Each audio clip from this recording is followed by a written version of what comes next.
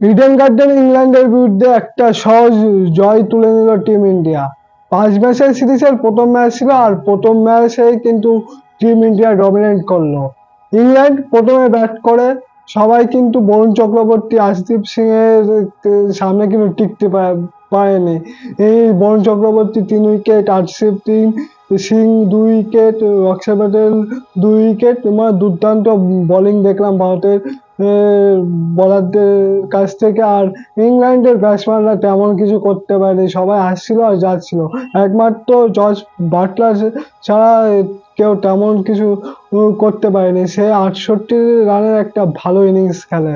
আর England একটা লো score total সামনে রেখেছিল ভারতের কাছে 133 রান।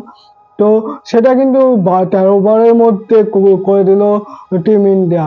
মানে একতরফা একটা ম্যাচ দেখলাম।